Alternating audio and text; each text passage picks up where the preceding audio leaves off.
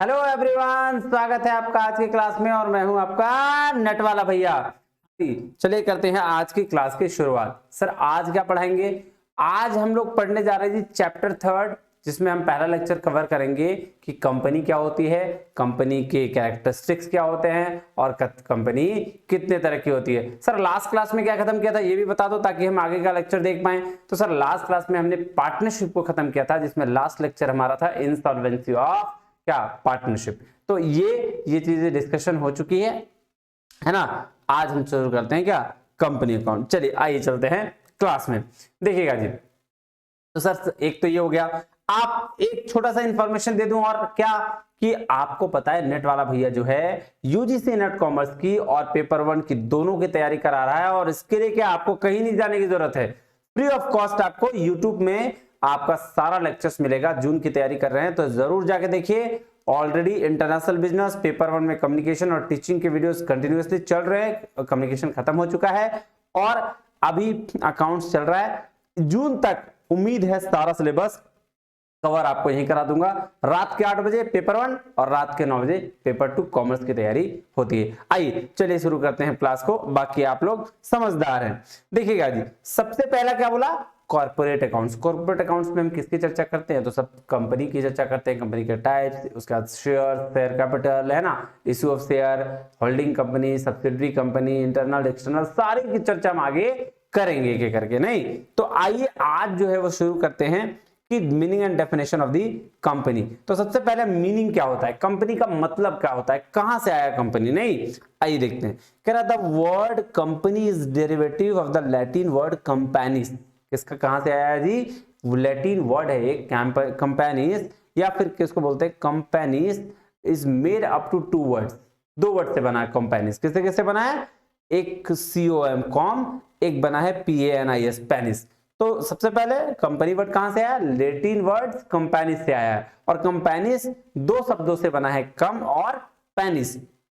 कम का मतलब होता है टुगेदर और पैनिस का मतलब होता है ब्रेड। इसका मतलब टुगेदर ब्रेड। नहीं तो क्या बोल रहा है, the word company means a group of person who ate together.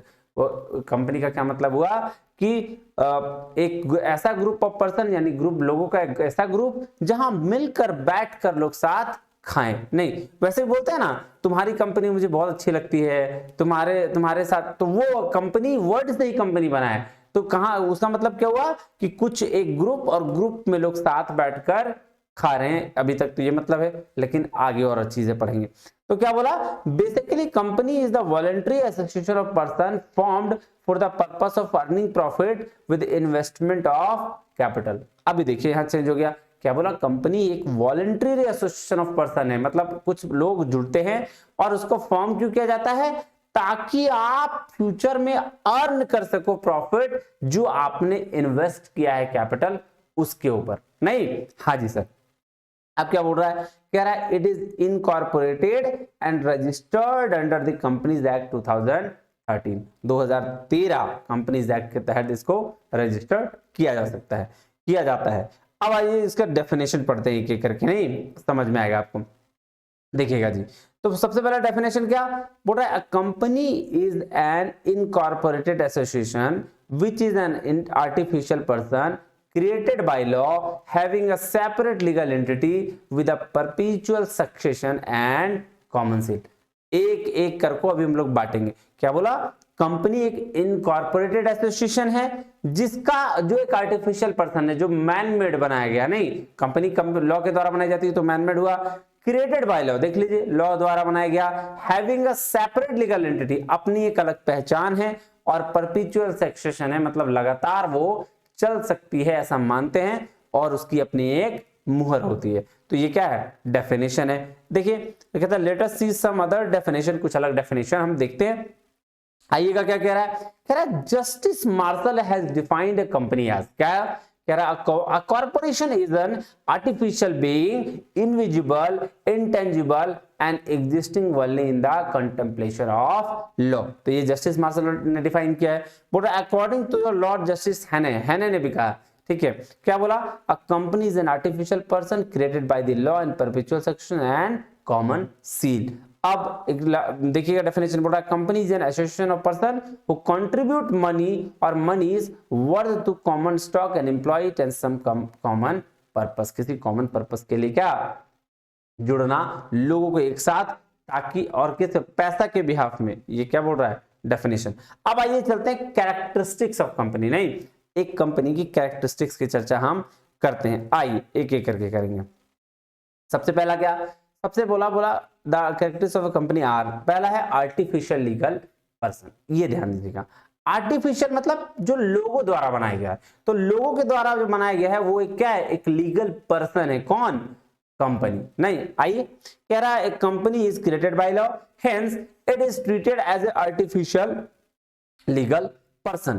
कह रहा है it is not a natural person, natural person जैसे हम लोग हैं वैसे नहीं है, सॉरी, कह रहा है it's very existence is through law, इसका एग्जिस्टेंस कैसे है, लॉ के थ्रू है। उसके बाद क्या बोला, सेपरेट लीगल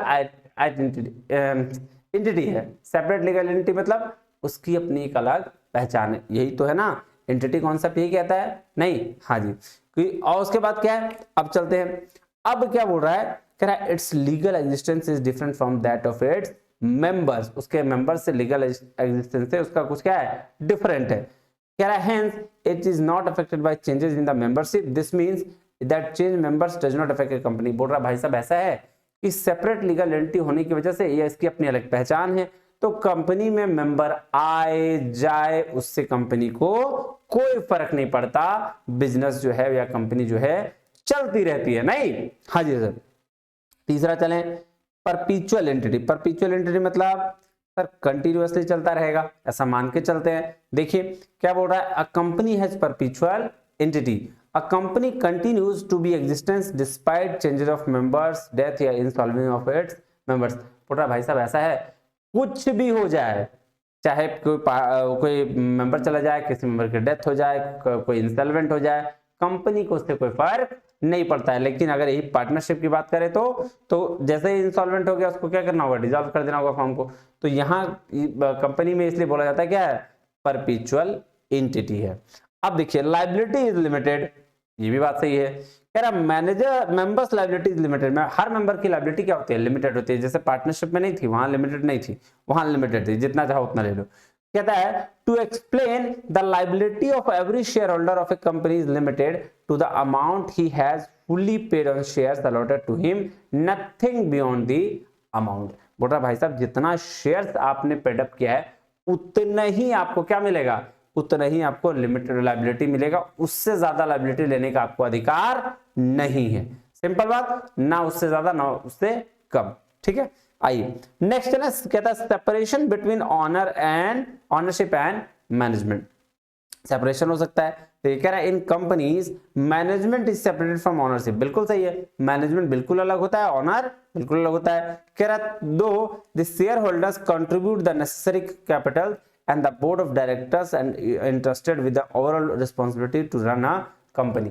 बोलता है भाई साहब शेयर होल्डर जो होते हैं क्या करते हैं, जो भी नेसेसरी कैपिटल है उसको लगाते हैं और बोर्ड ऑफ डायरेक्टर्स बिजनेस को, मैनेजमेंट को चलाने में मदद करते हैं। उनकी रिस्पॉन्सिबिलिटी यही होती है कि वो कंपनी को चलाएं। नहीं, हाँ जी sir.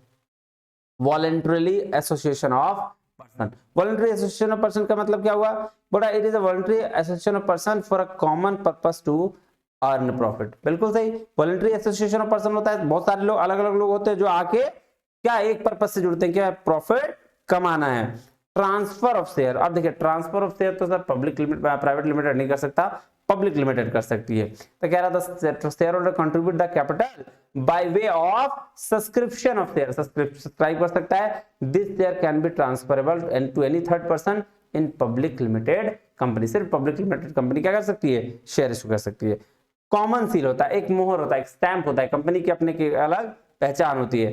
Has already said company is an artificial person so it can not sign the documents directly, so document directly sign नहीं कर सकता।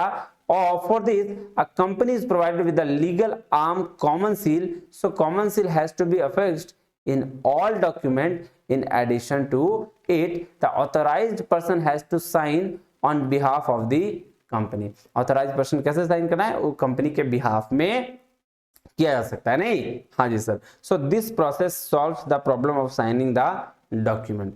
ये प्रोसेस क्या सॉल्व करता है? डॉक्यूमेंट को साइन करके कैसे सॉल्व करना है। तो कॉमन सील का मतलब एक स्टैम्प, एक मोहर की तरह, जो कंपनी के प्रॉब्लम को साइन करने के बिहाफ में सॉल्व करता है, नहीं? हाँ जी सर। 9 क्या है? Permitted company activities. Permitted activity में जो परमिशन मिलता है, सीधा सीधी बात है। Company can carry on the only permitted activities mention at the time of registration of the company. जो कंपनी के रजिस्ट्रेशन के टाइम में मेंशन हुआ है वही सारी एक्टिविटीज आप कर सकते हो। तो ये क्या था? ये आपका था जी कैरेक्टरिस्टिक ऑफ ए कंपनी। अब आ जाइए टाइप्स ऑफ कंपनी। चलिए, बुक में पढ़ने से पहले मैं आपको टाइप्स ऑफ कंपनी थोड़ी थोड़ी बता देता हूं इजी लैंग्वेज में, फिर इसको पढ़ेंगे। नहीं, आइए ध्यान दीजिएगा। क्या है टाइप्स ऑफ कंपनी में? देखिए, 3 कंपनी की चर्चा करनी है। एक कंपनी जो है उसको प्राइवेट कंपनीज बोलते हैं। क्या बोल रहा है? सेक्शन 268 के अनुसार अ private company is one which bye it's article of association, जो आर्टिकल ऑफ एसोसिएशन में कहा गया है। बोलता है क्या कर सकता है? तो ट्रांसफर नहीं कर सकता है शेयर्स को, बिल्कुल नहीं। मैक्सिमम 200 मेंबर होना चाहिए और 2 डायरेक्टर मिनिमम होना चाहिए। ठीक है सर। उसका लगता है prohibits any invitation to the public to subscribe any securities that is share और डिवेंचर। ये नहीं कर सकता, ये प्रोहिबिट्स करता है। बोलता है प्राइवेट लिमिटेड, प्राइवेट कंपनीज को सब्सक्रिप्शन क्या इन्विटेशन नहीं देना होता है, नहीं कर सकता ऐसे। और इसके नाम के नीचे प्राइवेट लिमिटेड लास्ट में लगा होता है। तो ये चार्ज जो ऑप्शन है वो सारों के सारे क्या हो गए? Private company. फिर आ जाइए पब्लिक कंपनी में। पब्लिक कंपनी क्या होता है? पब्लिक कंपनी बोलता है which is not a private company, जो प्राइवेट कंपनी नहीं है, मिनिमम 7 और मैक्सिमम का नो लिमिट है, इतने आपके मेंबर होना चाहिए, एटलीस्ट 3 डायरेक्टर होना चाहिए कम से कम। अब आ जाइए, नया कैटेगरी आया है, इंक्लूड हुआ है, उसको बोलते हैं 1 पर्सन कंपनी। 1 पर्सन कंपनी क्या होता है? बोल रहा है it means a private limited company with only 1 person of as its member. अपने मेंबर के तौर पर सिर्फ एक भी रहे तो काम चल जाएगा। कंडीशंस क्या क्या हैं ओपीसी के, 1 पर्सन कंपनी के? कह रहा है नेचुरल पर्सन होना चाहिए who is a citizen of India, can be member of OPC with a minimum paid up capital 1 lakh. 1 lakh का मिनिमम पेड अप कैपिटल होना चाहिए, ठीक है। और ओपीसी के लिए वो नेचुरल पर्सन और सिटीजन ऑफ इंडिया होना चाहिए। दूसरा कंडीशन है कि भाई it can be found for business purpose, सिर्फ बिजनेस पर्पस के लिए उसका फॉर्मेशन होना चाहिए। और तीसरा है क्या कि मिनिमम 1 या मैक्सिमम 15 डायरेक्टर हो सकते हैं। क्लियर है? हाँ जी सर। एक बार फिर बोले। हाँ सर बोल दीजिए। तो कंडीशन का क्या? 3 कंडीशन। एक तो सिटीजन ऑफ इंडिया होना चाहिए, नेचुरल पर्सन होना चाहिए और पेड अप कैपिटल 1 लाख होना चाहिए पहला में। दूसरा बोल रहा है बिजनेस पर्पस के लिए खोला जाना चाहिए और तीसरा मिनिमम 1 और मैक्सिमम 15 डायरेक्टर होने चाहिए। अब आइए इस पे कुछ नोट लिखा गया है। नोट क्या है? ध्यान दीजिएगा। कह रहा है एक ओपीसी खुद को 2 साल तक पब्लिक या प्राइवेट लिमिटेड में कन्वर्ट नहीं कर सकता है। क्यों नहीं कर सकता भाई? वो बोल दिया। बोल रहा है उसके इनकॉर्पोरेशन डेट से, जब भी वो इनकॉर्पोरेट हुआ है, जब भी वो शुरुआत किया है, तब से 2 साल तक कोई भी पब्लिक या प्राइवेट लिमिटेड में कन्वर्ट नहीं कर सकता। कौन? 1 पर्सन कंपनी। और एक और चीज है कि भाई जब ये मैंडेटरी भी हो जाएगा, कब? ये मैंडेटरी तब हो जाता है जब पेड अप कैपिटल 50 लाख या एनुअल टर्नओवर 2 करोड़ से ज्यादा हो गया होगा। ये अगर कंडीशन है तब आप 2 साल के अंदर कर लो, अदरवाइज आप 2 साल में के बाद ही कर सकते हो। और ऐसा कोई कंडीशन नहीं है कि आप 2 साल से पहले कर लो। सिर्फ एक ही कंडीशन है कि पेड अप कैपिटल 50 लाख होना जाना चाहिए और एनुअल टर्नओवर 2 करोड़ से ज्यादा हो गया हो, तो आप 2 साल से कम में भी कर सकते हो। Is it clear? हाँ जी सर। अब चलिए एक और चीज बता देता हूं कि OPC is not required to submit the cash flow statement in its financial statement. अब देखिए जो फाइनेंशियल स्टेटमेंट है उसमें हम लोग कैश फ्लो बनाते हैं, लेकिन 1 पर्सन कंपनी में कैश फ्लो को दिखाने की जरूरत नहीं होती। इसको भी ध्यान रखिएगा भाई, क्वेश्चन पूछा जाता है इससे, ठीक है? हाँ जी सर। नेक्स्ट चले। अब आइए चलते हैं बुक में, ध्यान से देखिएगा।